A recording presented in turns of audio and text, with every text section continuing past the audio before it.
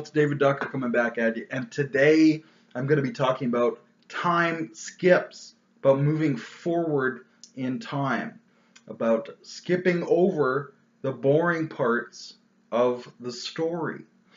There's a couple different ways to do this, but the key point, let's start with the key point, and that is what is really important.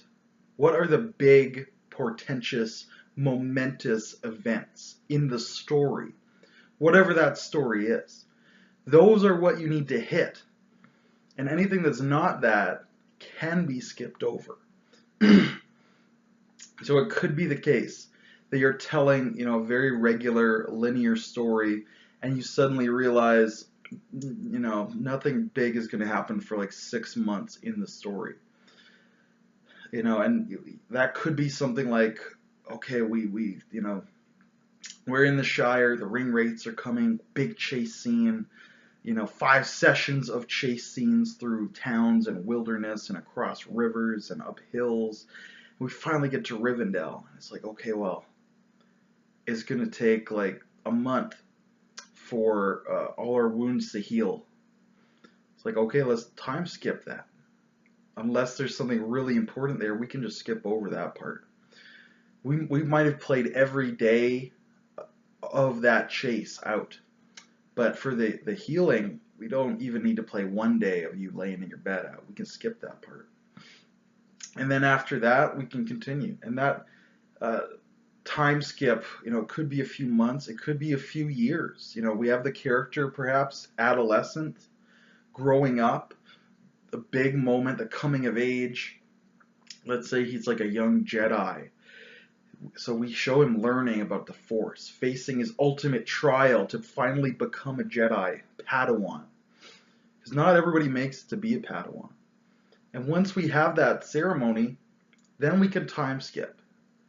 And we can show maybe the next event is 30, maybe not 30 years. If he's a Padawan, let's say his apprenticeship's like 5 years, and we skip 5 years, and we show how he goes from being a Padawan, an apprentice, to being a knight, a master. And we'll show that story. And then we could skip 30 years and say, how did he go from a knight to being a master on the council, from being a master to a grand master, whatever it is. So if you're telling just the story of the War of the Ring, your pacing will be different. The whole story is only a year, but maybe you can skip a few months. If you're telling the story of your character and his whole life, now you've got like a 100-year timeline perhaps. You got to pick out those key events that you want.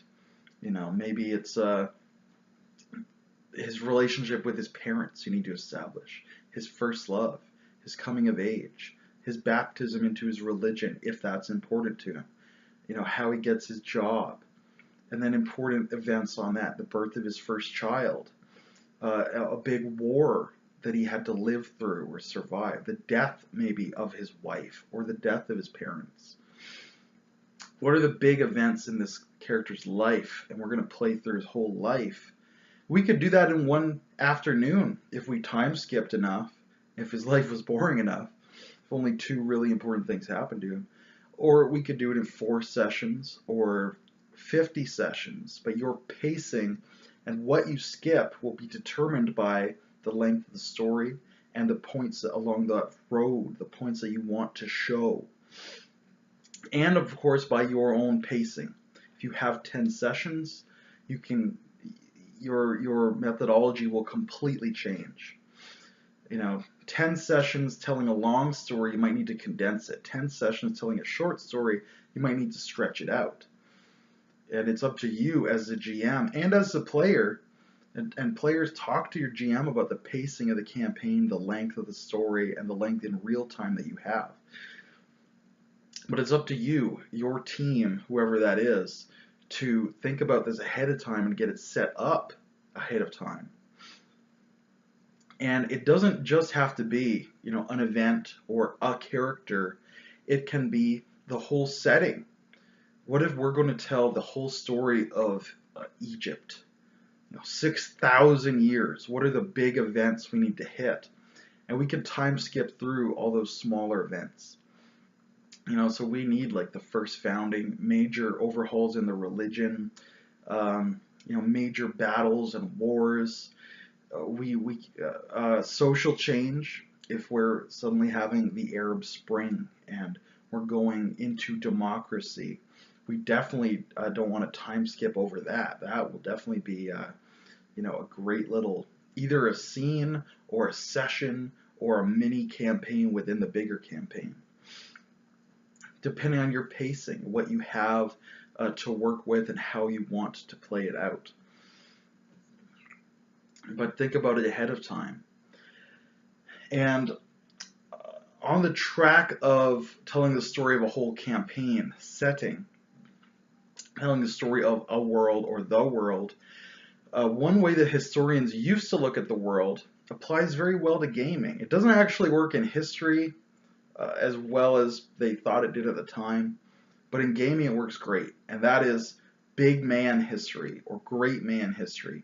Very rarely a woman, and that's sad, and I hope in your world, your constructed fantasy world, you can get a lot more female presence in there. But basically pick out these key players who have changed history. Hitler, Napoleon, Alexander the Great, these big characters who just really stand out. And each country usually has its fair share of people as well. In the States they have George Washington, Abraham Lincoln. They have these big players. So look at your campaign setting, the story of that setting, and it can really help to say who are the big power players throughout this timeline. Who instruments this social change, and make that the player character. Just say, okay, we're going to play through, the history of Mesopotamia. So we definitely have to do, Alexander the Great in the course of this somewhere. So one of you players make an Alexander the Great type character. Make this big conquering hero. And we'll see how that ripples through history, through the rest of the history of our world, until the next big power player comes along. And let's say that's Napoleon.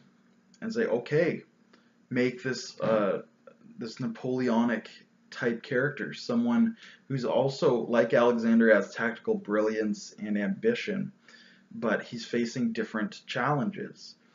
He is instead having to deal with the fallout of the revolution and how he's going to shape the world.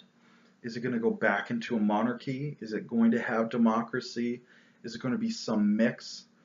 What if we get some fascism or some communism in there? How will that change our setting and our world and leave it set up for the next big man of history? And maybe that's your Hitler type character. And often, people are created by the times they live in. Hitler's a good example of that, where Europe was in a lot of turmoil, and there were opportunities for new ideas to come in. Hitler's ideas were evil, but it could have been someone coming in with good ideas, by which I mean morally good ideas, rather than looking at hate and looking at aggression and expansion and domination. It could have been, a more tolerant, loving, accepting atmosphere that was brought in. But instead of, Jesus, we got Hitler. Or instead of, Gandhi, we ended up with Stalin. But they had the opportunity to act, but what they did is what shaped history. And as a GM, you can set up the opportunity. We have a setting that's ready for change. It's ready for a hero to emerge, a big man, a villain. But who will that be? Will it be a hero? Will it be a villain? That's on your players, because that will be them, and we'll ripple effect that through the future history of our setting. So that's just a little spiel on time skips. On the big timeline, it's easier to do it in the course of one character's life or one story's life, but doing it through a whole setting is something I'm very interested in. So I kind of wanted to spend a lot of time on that. I think I did. But let me know, what do you think about time skips in the comments below? How do you do them? How do you know when to do them?